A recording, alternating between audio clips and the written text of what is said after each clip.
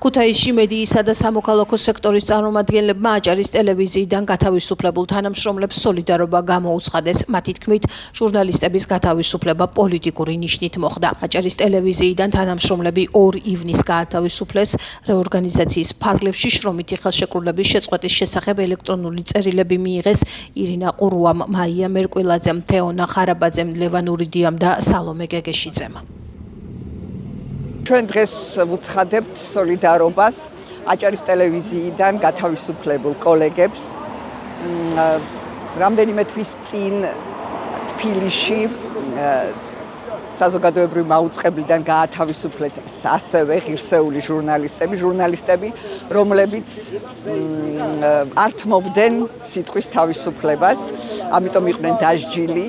დღეს უკვე დასაჯეს ასეთივე ჟურნალისტები, რომლებმაც არ დაემორჩილეს კონიუნქტურას და არ თქვეს, რომ თანახმა არიან, ოღონდ იმუშაონ და ილაპარაკონ ის, რაც მიაჩნიათ არასწორად, ამიტომ სოლიდარობა მათ და კიდევ ერთხელ შევახსენებ ყველას.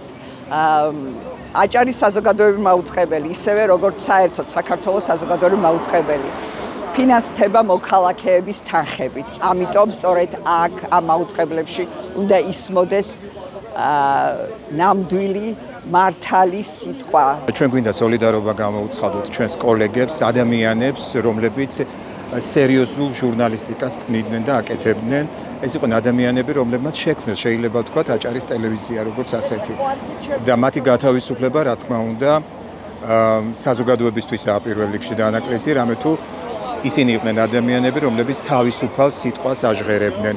სამწუხაროდ ჩვენ ქვეყანაში დღეს თავისუფალი სიტყვა მიუღებელი არის მაღალ ეშელონებში, მაგრამ მე დარწმუნებული ვარ, რომ ისინი იბრძოლებენ და არ გაჩერდებიან სოლიდარობა ჩვენს კოლეგებს.